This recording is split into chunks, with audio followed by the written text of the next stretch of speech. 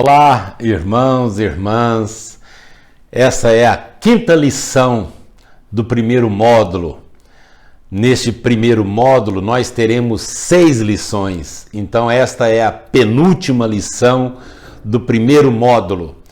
E assim nós vamos dando prosseguimento ao nosso curso preparatório para membresia aqui na nossa querida Sexta Igreja.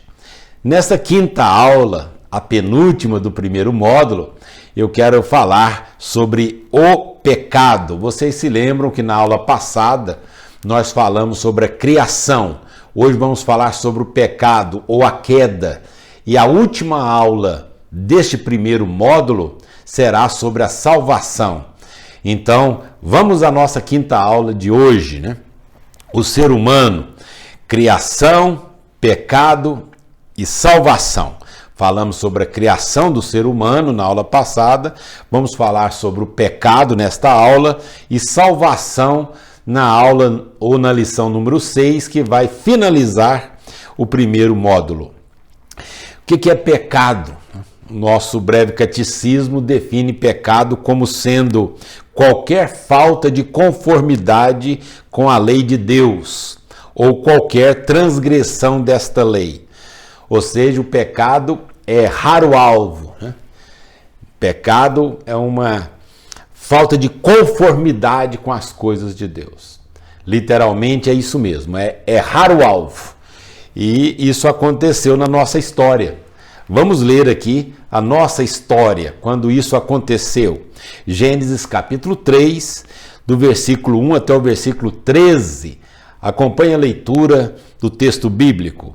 Mas a serpente, mais sagaz que todos os animais selváticos que o Senhor Deus tinha feito, disse à mulher: é assim que Deus disse, não comereis de toda a árvore do jardim? Respondeu-lhe a mulher: do fruto das árvores do jardim podemos comer, mas do fruto da árvore que está no meio do jardim, disse Deus, dele não comereis, nem tocareis nele, para que não morrais. Então a serpente disse à mulher: é certo que não morrereis, porque Deus sabe que no dia em que dele comerdes, se vos abrirão os olhos, e como Deus, sereis conhecedores do bem e do mal. Vendo a mulher que a árvore era boa para se comer, agradável aos olhos, e árvore desejável para dar entendimento, tomou-lhe do fruto e comeu, e deu também ao marido, e ele comeu. Abriram-se então os olhos de ambos e perceberam que estavam nus. Cozeram folhas de figueira e fizeram cintas para si. Quando ouviram a voz do Senhor Deus, que andava no jardim pela viração do dia, esconderam-se da presença do Senhor Deus, o homem e sua mulher, por entre as árvores do jardim. E chamou o Senhor Deus ao homem e lhe perguntou: onde estás? Ele respondeu: ouvi a tua voz no jardim, e porque estava nu, tive medo e me escondi. Perguntou-lhe Deus: quem te fez saber que estavas nu? Comeste da árvore de que te ordenei que não comesses? Então disse o homem: a mulher que me deste por esposa, ela me deu da árvore e eu comi. Disse o Senhor Deus à mulher: que é isso que fizeste? Respondeu a mulher: a serpente me enganou e eu comi. Nós sabemos que esta é a narrativa bíblica, né? A narrativa bíblica, quando os nossos primeiros pais foram tentados e pecaram. Então entrou aí o pecado na nossa história. O que nós aprendemos com essa história, né?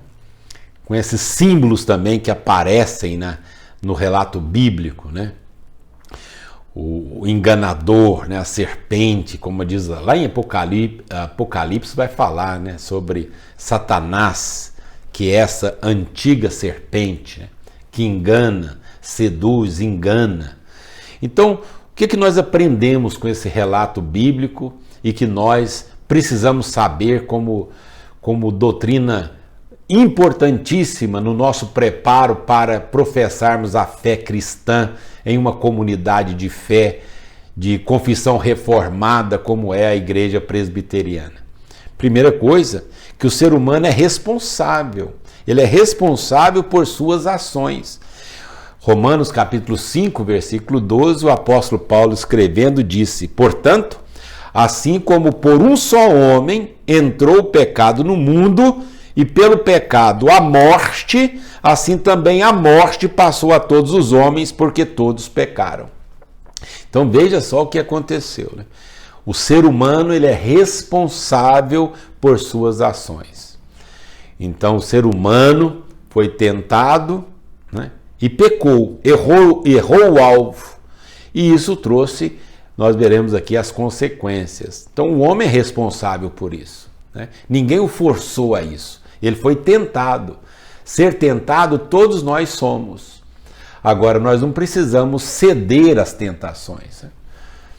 Por isso que a palavra de Deus nos orienta para que nós nos fortaleçamos espiritualmente, porque o inimigo das nossas almas, ele não nos força, ele não é o culpado pelo nosso pecado. Ele é o culpado pela tentação. O pecado é uma ação humana. Nós é que somos responsáveis pelas nossas ações, corretas ou não. Então nós somos responsáveis. O apóstolo Paulo diz, olha, por um só homem entrou o pecado no mundo. Aí você diz assim, mas Adão lá que pecou e eu que pago o pato? É que nós temos aqui uma representatividade. Adão representava toda a raça humana. Assim como Jesus, quando morreu na cruz para nos salvar, também representava o homem pecador. Então, nós precisamos entender que por causa de Adão, a raça humana passa a ser agora uma raça pecadora. Ela errou o alvo, ela desobedeceu. E quais são as consequências? Veja bem, porque agora esse próximo slide nos faz lembrar deste fato, que o ser humano, ele sofre as consequências da desobediência. Paulo, escrevendo aos Gálatas, disse, não vos enganeis, de Deus não se zomba, pois aquilo que o homem semear, isso também ceifará. Porque o que semeia para a sua própria carne, da carne colherá corrupção. Mas o que semeia para o Espírito, do Espírito colherá a vida eterna. Nós não podemos escolher o que colher, nós podemos escolher o que semear. Então, se eu semeio, diz o apóstolo Paulo, para a carne, ou seja, para satisfazer a mim mesmo, né? Carne aqui é o sentido de desejo carnal, de vontades próprias, né? Se tudo que eu faço, tudo que eu semeio visa o meu bel prazer, a minha carnalidade, as minhas vontades naturais, eu vou colher corrupção. Mas se eu semear coisas espirituais, coisas no Espírito Santo, eu vou colher a vida eterna. Então você, eu, todos nós, precisamos escolher o que semear, porque o que colher, nós não temos opção. Então, se você planta uma semente de laranja, no futuro você vai chupar laranja. Não adianta você querer agora chupar uma outra fruta se você plantou, foi a semente de laranja. Então, pense bem naquilo que nós semeamos no nosso dia a dia. Aquilo que nós semearmos, nós vamos colher. E o que é que nós colhemos como raça humana? A morte. Quando Adão, por um só homem, Adão pecou, a consequência disso foi aquela que Deus tinha dito para ele. Porque no diálogo travado com o tentador, nós lemos o texto, a voz do tentador prevaleceu. E os nossos primeiros pais, então, desobedeceram. Então havia uma ordem explícita, você pode comer de tudo, de todas as árvores. Agora, aquela lá, não coma daquele fruto. Questão de obediência, por isso que o ser humano é um ser moral. Deus disse, não quero que você coma daquele fruto. De todos os outros você pode comer, de todas as outras árvores, mas aquela não é para você comer. Nossos primeiros pais, sendo tentados a comer esse fruto, desobedeceram, comeram. E o que Deus tinha dito que iria acontecer, aconteceu. Ele disse, olha, no dia que você comer desse fruto, se você desobedecer, você vai morrer. Morrer significa separar. Vai acontecer uma ruptura. Então não queira essa ruptura? Morte significa separação. E qual que é a consequência, então, do pecado, do errar o alvo? A morte. E morte, essa separação, ela acontece em 3 níveis. O primeiro é a morte física. A Bíblia Sagrada diz em Eclesiastes 12:7, e o pó volte à terra como era, e o espírito volte a Deus que o deu. Ele vai ver agora deficiência no seu corpo, fisicamente falando. O ser humano não foi feito para morrer. Mas o pecado abriu essa possibilidade da morte. Então agora o homem fica doente. Ele morre, fisicamente falando.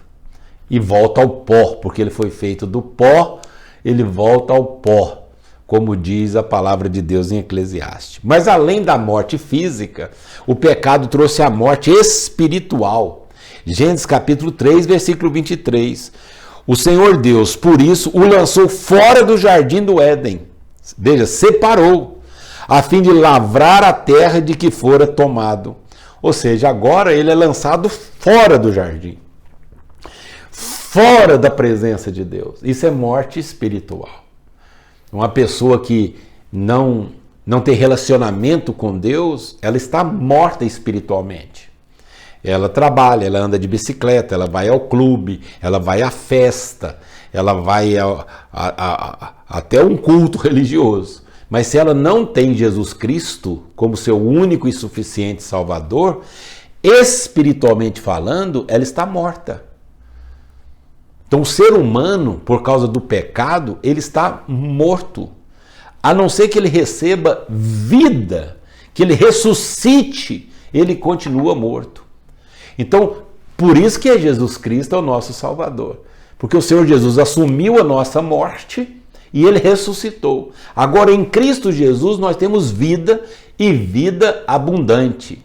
Mas quem não tem Jesus Cristo como seu Salvador, quem não professa Jesus Cristo como seu único e suficiente Salvador, quem não tem Jesus, não tem vida.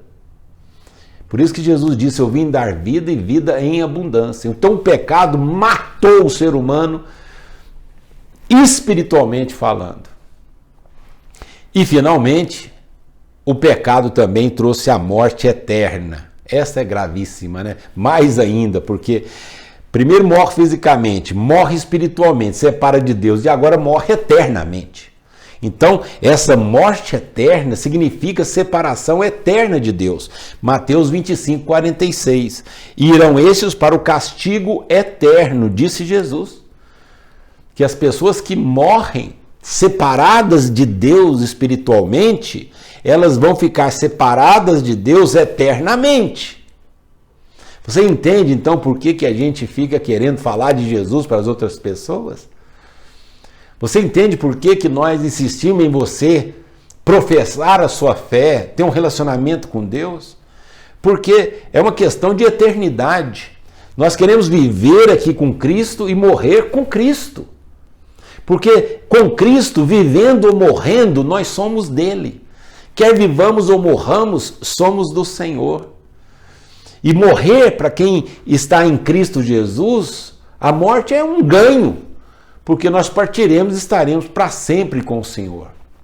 Agora imagina o desespero de uma pessoa que está vivendo aqui nesse mundo morto espiritualmente, sem relacionamento com Deus. Que tristeza!